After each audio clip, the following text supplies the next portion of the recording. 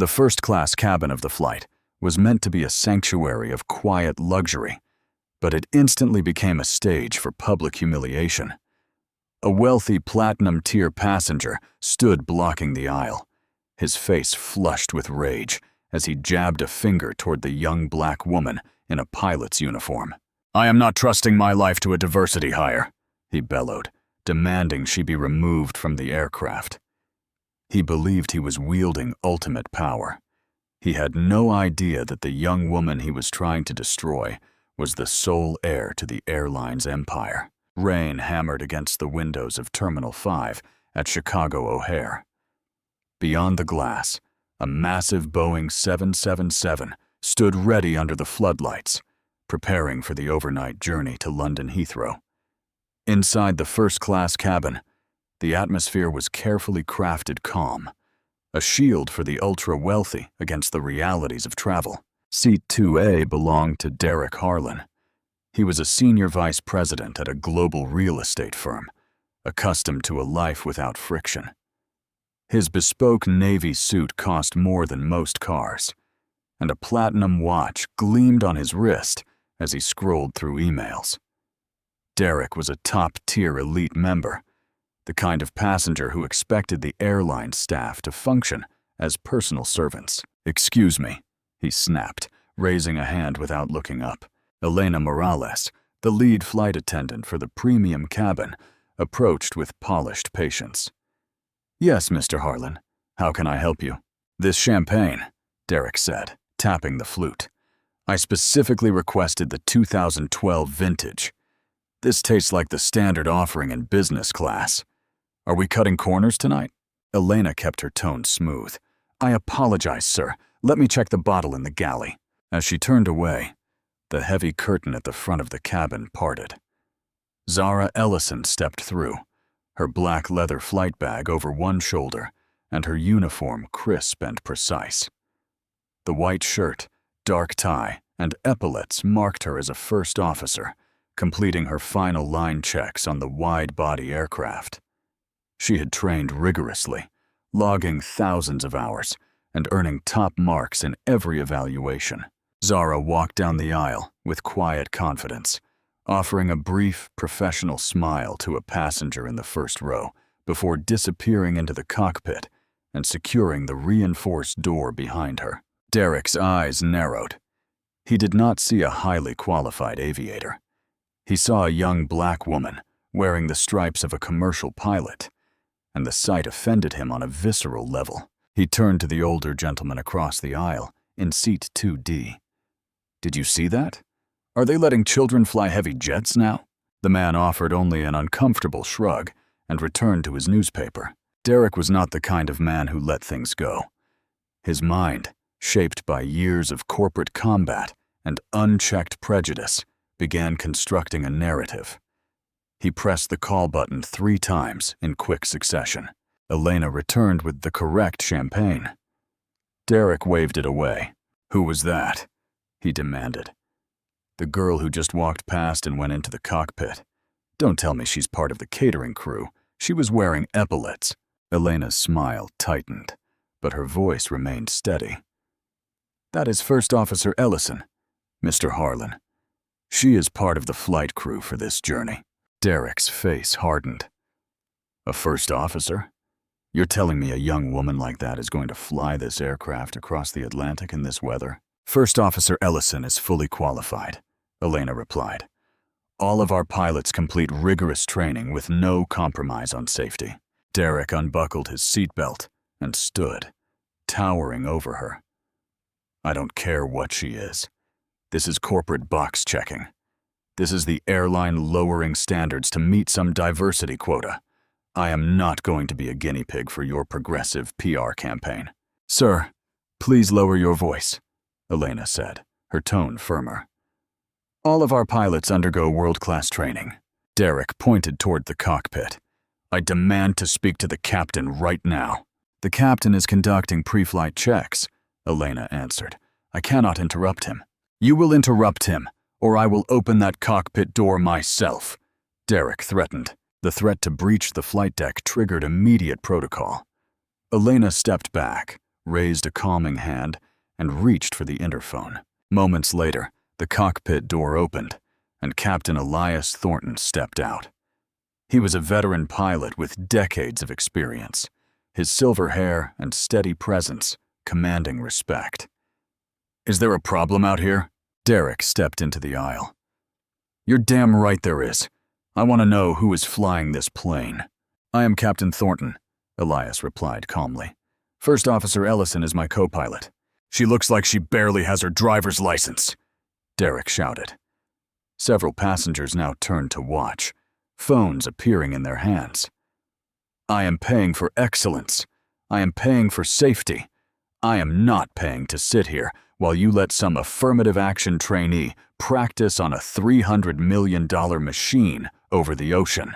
A collective gasp rippled through the cabin. The man in 2D finally spoke. "Buddy, you need to sit down and shut up. You're out of line." "Mind your own business," Derek snarled before turning back to the captain. "I know how this works. Management pressures you to push these people through whether they can actually fly or not. Not on my flight. I don't feel safe. As a top-tier member, I am officially declaring this a safety hazard. Remove her, or I will make sure you're both grounded." Elias's eyes turned cold. "First Officer Ellison is fully certified and an exceptional aviator. I do not tolerate discriminatory remarks or abusive behavior toward my crew. You have two choices. Take your seat and remain silent for the duration of this flight, or airport police will escort you off the aircraft." Derek laughed, a harsh, empty sound. "You're going to kick me off? Do you have any idea who I am?" "I don't care if you're the President of the United States," Elias answered. "This is my aircraft." Inside the cockpit, Zara had heard every word. The reinforced door muffled the shouting, but Derek's voice carried clearly. She felt the familiar sting of humiliation she had fought her entire career in a field dominated by men who looked nothing like her. Despite perfect scores and flawless evaluations, there would always be passengers like Derek who saw only her skin and her gender and assumed she was unqualified.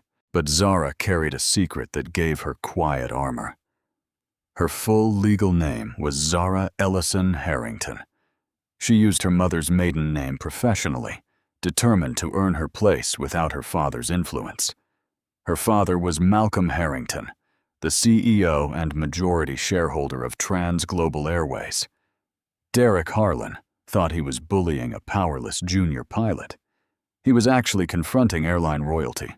Zara stood, opened the cockpit door, and stepped out beside Captain Thornton. Derek was on his phone when he saw her. His lip curled.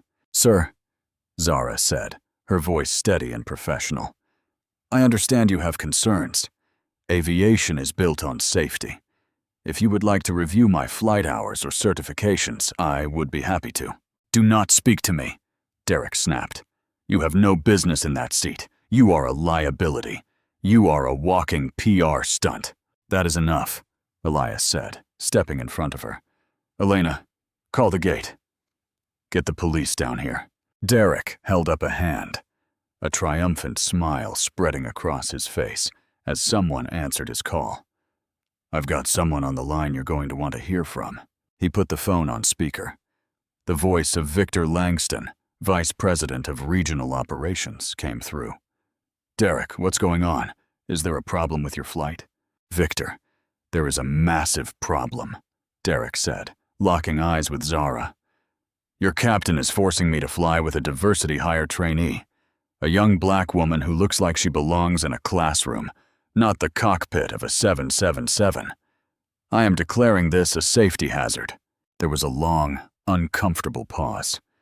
Victor knew exactly how much money Derek's firm spent with the airline. "Derek, listen. The crew assignments are handled by dispatch, but if you genuinely feel unsafe—" "I am giving you an ultimatum right now," Derek interrupted. "It's me or her. If she stays, I walk. And if I walk, I'm taking my company's multi-million-dollar corporate account to your biggest competitor. I will drag this airline's name through the mud in the press. Tell your captain to remove the trainee." The cabin fell silent. Even passengers recording the confrontation held their breath. Elias's face darkened with fury. He was prepared to resign before letting a passenger dictate his crew. Before he could speak, Zara placed a gentle hand on his arm. The polite trainee was gone. In her place stood a woman whose quiet authority matched her father's boardroom presence. "Mr. Harlan," she said, her voice dropping to a cold razor edge. "You are making a very expensive mistake." Derek laughed. "Are you threatening me, little girl? You're done. Go pack your bags." Zara didn't blink. She reached into her uniform pocket, pulled out her personal phone, and bypassed every airline channel. She dialed the private, unlisted number of the man who owned the airline. "Let's see whose job is really on the line," she said quietly, staring directly at Derek as the phone rang. The rhythmic sound of rain against the fuselage was the only noise in the cabin. Every passenger watched, holding their breath. Derek stood in the aisle, chest puffed out, still wearing the smirk of a man who believed he had won. The call connected on the second ring. "Zara." The voice that answered was deep, rich, and instantly recognizable in the highest circles of global business.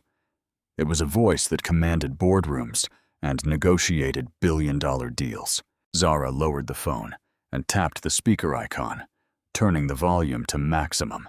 "Hi, Dad," she said, her voice echoing clearly through the cabin. "I'm sorry to interrupt your evening, but we have a severe security and operational disruption on this flight." The word "Dad" landed like a thunderclap. Derek's smirk froze. His brain, trained for rapid calculations, slammed into a wall.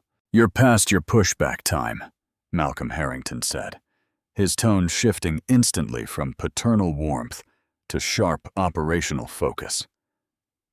"Are you dealing with a mechanical issue or weather?" "Neither, sir," Zara answered in the precise language of an aviator. "We have a passenger in seat 2A, Mr. Derek Harlan, who is refusing to allow the aircraft to depart. He has verbally abused Captain Thornton, confronted the cabin crew, and demanded that I be removed from the flight deck." There was a heavy pause, the silence of a predator calculating its strike. "On what grounds?" Malcolm asked. "He has stated repeatedly, in front of the entire cabin, that I am a diversity hire and a PR stunt, and therefore a threat to his safety," Zara replied, eyes locked on Derek. Derek opened his mouth, but no sound came out. On his own phone, Victor Langston let out a choked gasp. Mr. Harrington? Victor?" Malcolm's voice dropped to a lethal register. "Who is on the line with you?" "It's Victor Langston, Dad," Zara said calmly. "Mr. Harlan called him directly to demand my removal. Victor was about to instruct Captain Thornton to have me escorted off to appease the client." "I see," Malcolm said, the calmness more terrifying than any shout. "Victor?" "Yes, Mr. Harrington, sir. I was just trying to de-escalate." "Victor, you are terminated immediately," Malcolm stated. "You are stripped of all credentials. Your stock options are frozen. If you are on company property tomorrow, you will be arrested for trespassing. Hang up." On Derek's phone, a frantic click was followed by the hollow beep of a disconnected line. Victor Langston's career had ended in seconds. Derek stared at his dead phone, mouth slightly open, color draining from his face. "Now," Malcolm continued through Zara's phone, "put Captain Thornton on." Elias stepped forward.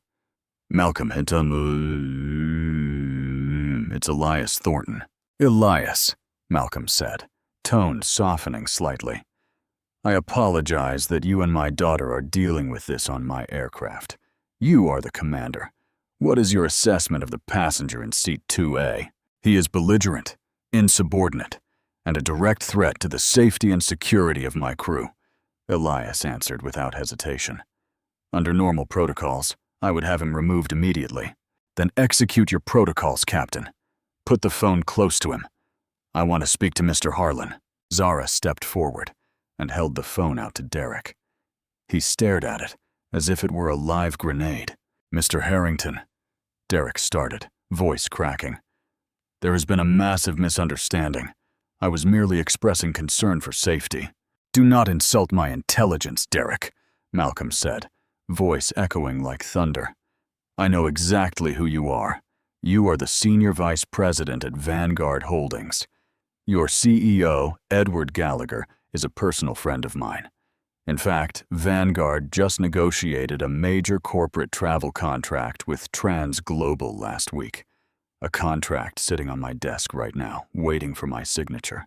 Derek's knees buckled. He gripped the back of a seat to steady himself. "Charles, Malcolm, please.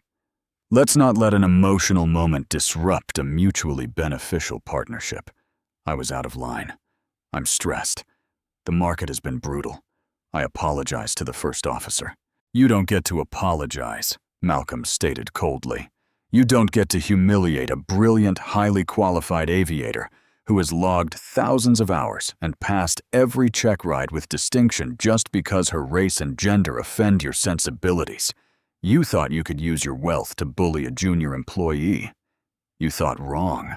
Derek was sweating heavily now. "I will sit down. I won't say another word. Just let the flight depart."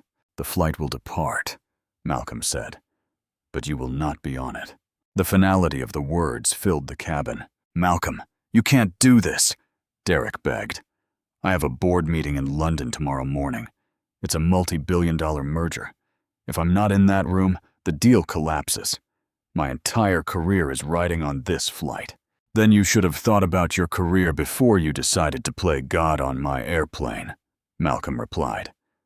"As of this second, your elite status is permanently revoked. You are banned from flying Trans Global, our partners, and all Alliance affiliates for life. You are added to our no-fly list. Furthermore, I am shredding the Vanguard contract. I will be calling Edward Gallagher personally to explain that Vanguard's entire executive team is stripped of corporate rates until he cleans house. Have a pleasant evening in Chicago." The line went dead. Zara slipped her phone back into her pocket. The silence in the cabin was absolute. Derek stood frozen, staring at the empty space where the phone had been. In minutes, he had lost his flight, his elite status, his company's major contract, and almost certainly his job. Captain Thornton didn't waste a second. He picked up the interphone. "Elena, open the forward door. The police are already on the jet bridge." Through the window, flashing blue and red lights reflected off the wet tarmac. Elena unlatched the heavy door. Cold, damp air rushed in, followed by 3 airport police officers. "Captain Thornton, who is the disruptive passenger?" the lead officer asked. Elias pointed. "Seat 2A. He has threatened my crew, attempted to interfere with flight deck operations, and has been officially banned by the airline. I want him removed." "Understood, Captain." The officer turned to Derek. "Sir, grab your belongings. You're coming with us." Derek's brain short-circuited. Shock and ruined entitlement exploded into desperate rage. "No, I am not leaving. I paid for this seat. You can't touch me. I'll sue this airline into bankruptcy." The officer sighed. "You are currently trespassing on a commercial aircraft. I am giving you one lawful order to disembark peacefully. If you refuse, you will be removed by force and charged with a federal felony for interfering with a flight crew. Do you understand?" "I'm not moving!" Derek shrieked. He lunged toward his seat, trying to throw himself into the chair and buckle the belt, as if sitting would grant immunity. The officers went with trained speed. One secured Derek's left arm behind his back in a firm compliance hold, while the second secured his right side. Derek thrashed and screamed, his expensive watch scraping against the sweet molding. "Yeah, you're the guy going to county," the officer grunted, overpowering him. With a sharp click, steel handcuffs snapped around Derek's wrists. The struggle was brief, pathetic, and utterly humiliating. Red-faced, sweating, and screaming obscenities, Derek was dragged backward out of his luxurious seat. As the officers marched him down the aisle, he locked eyes with Zara one last time. She stood beside her captain, posture perfect, face an unreadable mask of quiet power. She watched him not with anger, but with the cold, clinical detachment one reserves for a problem that has finally been solved. As the officers hauled Derek out the door and into the harsh reality of the jet bridge, something remarkable happened. It started in row 4. A woman in a cashmere sweater began to clap. Then the passenger in row 3 joined in. Within seconds, the entire first-class cabin erupted into applause. Passengers cheered and whistled, the tension of the last 20 minutes shattering into euphoric relief. The older gentleman in 2D slowly folded his newspaper. He looked up at Zara and Elias with a small, genuine smile. "I've been flying for decades. I think that was the finest pre-flight entertainment I've ever seen." Zara allowed a tiny professional smile. She nodded gracefully to the cabin. "Thank you for your patience, ladies and gentlemen," Elias announced. "We have a bit of a delay to make up for, but the weather is clearing over the Atlantic, and we anticipate a smooth ride to London." Elena stepped forward with a silver tray of perfectly chilled glasses of the correct vintage champagne. "Champagne, everyone?" Her smile was now completely genuine and radiant. Elias turned to Zara and placed a proud hand on her shoulder. "You handled that flawlessly, First Officer. Your father would be proud. But honestly, I'm prouder. Let's go fly an airplane." "Yes, Captain," Zara replied. She turned and walked back into the flight deck. She slid into the right seat, ignoring the empty chair visible through the open door. Her hands moved over the overhead panel with practiced precision as she initiated the necessary systems. When Elena pulled the heavy cockpit door shut, sealing them inside their sanctuary of glowing instruments, Zara smiled. The storm outside was breaking, and the sky belonged entirely to her, while Derek Harlan sat shivering in a concrete holding cell in Chicago. The flight climbed smoothly through the stratosphere. The heavy rain of the Midwest was left far behind. As the massive aircraft tracked along the North Atlantic route, the sun rose over the curvature of the Earth, flooding the flight deck with golden light. Zara sat in the right seat, hands resting lightly near the controls, eyes scanning the displays with relaxed, sharp focus. The engines hummed with deep power she felt in her bones. This was where she belonged, not in a boardroom, but here, suspended between the ocean and the stars. Captain Thornton glanced over, a warm smile on his weathered face. "You fly a beautiful heading, First Officer. Your fuel management over the oceanic tracks was flawless. We're actually tracking ahead of schedule despite the delay." "Thank you, Captain," Zara replied. "The tailwinds gave us a nice push. The aircraft is performing perfectly." "The aircraft is only as good as the hands on the controls," Elias noted gently. He paused, looking out at the endless clouds below. "In my decades of flying, I've seen engines quit, lightning strike the nose, and passengers lose their minds. But I have never seen anyone handle a hostile situation with the absolute ice-cold precision you showed back there." Zara kept her eyes on the horizon. "I've had to develop a thick skin, Captain. When you look like me and you're in this seat, there will always be a Derek Harlan waiting to tell you that you don't belong. If I lost my temper every time a man underestimated me, I'd never get off the ground." "Well, you didn't just get off the ground," Elias laughed softly. "You put him exactly where he belonged. And you didn't need your father's name to do it. You did it with your own authority." "My father just provided the microphone," Zara smiled. "The authority was all mine." "Prepare for descent," Elias instructed, shifting back into formal command. "London Control is handing us off to Heathrow Approach. The weather is typical overcast with light drizzle, but visibility is good. You're flying the approach, Zara. Take us home."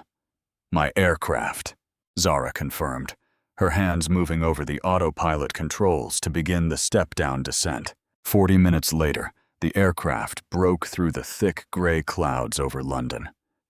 The historic city spread out below, wet streets and ancient architecture gleaming in the drizzle. Zara's hands were steady on the yoke as she disconnected the autopilot and flew the massive jet manually. She made tiny, precise adjustments, fighting a slight crosswind with effortless skill. The rear wheels kissed the runway with a gentle chirp. She engaged the thrust reversers smoothly, bringing the aircraft to a safe stop on the wet surface. "Beautiful landing," Elias praised. "Welcome to London, First Officer." As the aircraft taxied to the gate and the engine spooled down, the cockpit door opened. Elena popped her head in, beaming. "Captain, First Officer, the passengers are disembarking, but there's a gentleman who insists on speaking to you before he leaves." Zara unbuckled and stepped out into the galley. Waiting patiently was the older gentleman from seat 2D, his trench coat folded over his arm. "First Officer Ellison," he said, extending his hand. "Thank you for stepping in back in Chicago." Zara shook his hand warmly. "It was a difficult situation, and your support was appreciated." He chuckled. "My dear, you didn't need my support. I have negotiated treaties with foreign governments that were less impressive than the way you dismantled that bully. I wanted to formally introduce myself." He reached into his jacket and handed her a heavy matte black business card with embossed gold lettering. Zara looked down. "Felix Davenport, founder and chairman, the Davenport Group." "Mr. Davenport," she said, recognition flashing in her eyes. Business News had been covering the potential merger between his company and Vanguard Holdings for months. "I was flying to London to sign that merger," Felix explained, his expression turning stern. "Derek Harlan was supposed to bring me the final paperwork. Seeing his true character, seeing the arrogance and prejudice that Vanguard apparently rewards, told me everything I needed to know. I killed the deal from the air." Zara stood stunned, realizing the full scale of Derek's self-destruction. "But more importantly," Felix continued, his smile returning, "I wanted to tell you that Trans Global has just gained a lifelong client. When I fly, I want to know my safety is in the hands of professionals who possess grace under fire. You are an exceptional pilot, Ms. Ellison. If your father ever decides to step down, I hope he leaves the airline to you." "Thank you, Mr. Davenport," Zara said, deeply moved. "That means the world to me. Have a wonderful stay in London." Felix nodded and exited the aircraft. In the days that followed, the fallout from the flight was swift and public. Despite desperate attempts to suppress the story, a passenger in first class had uploaded video of Derek Harlan's arrest. It spread rapidly across the internet. The Wall Street Journal ran a front-page expose on the collapse of the Vanguard-Davenport merger, citing Derek's meltdown as the catalyst. Vanguard Holdings stock dropped sharply. To appease shareholders, the CEO was forced to step down, replaced by a new board determined to overhaul the company's toxic culture. Derek Harlan was blacklisted from the corporate world. Facing massive legal fees for federal charges brought by the FAA and Chicago police, he was forced to sell his penthouse at a severe loss. His days of flying in luxury, demanding vintage champagne, and bullying airline staff were permanently over. He was a ruined man, left only with the bitter knowledge that he had destroyed his own life. Meanwhile, at Trans Global Airways headquarters in Chicago, a very different scene unfolded. The massive boardroom on the upper floor was filled with executive staff, senior pilots, and aviation instructors. At the front stood Malcolm Harrington, his imposing figure radiating pride. Beside him, immaculate in her crisp uniform, stood Zara Ellison. "Aviation is built on precision, discipline, and absolute integrity," Malcolm's voice boomed across the room. "We do not compromise on safety, and we do not compromise on the respect we demand for our crew. Today, we are not here to celebrate a name or a legacy. We are here to celebrate an aviator who has proven, under extreme duress, that she possesses the exact character required to command the skies. Malcolm turned to his daughter. He picked up a small velvet box from the podium and opened it. Inside rested a pair of silver captain's wings. Zara had successfully completed every requirement and line check. "Zara," Malcolm said softly, the CEO persona melting away to reveal a profoundly proud father. "You earned this. Every single mile, every single hour. I have never been more honored to fly with anyone." He pinned the wings to her lapel. The entire boardroom erupted into a standing ovation. Zara stood tall, looking out over her peers. She thought of the heavy rain in Chicago, the hostility of a man who thought she was nothing, and the endless, beautiful sunrise over the Atlantic. She had weathered the storm. She wasn't just a trainee. She wasn't a diversity hire. She was a master of the sky, and her journey was only beginning. If this story of entitled arrogance meeting its ultimate downfall moved you, share it with someone who believes real accountability still exists. We bring you the most thrilling, dramatic, and satisfying stories where justice finds its way. If you'd like to hear more, consider subscribing and turning on notifications so you never miss an upload. Have you ever witnessed a public meltdown like Derek Harlan's? Leave a comment below and share your own craziest airport or travel stories. Your support helps us create more of these stories. Stay tuned, stay grounded, and we'll see you next time.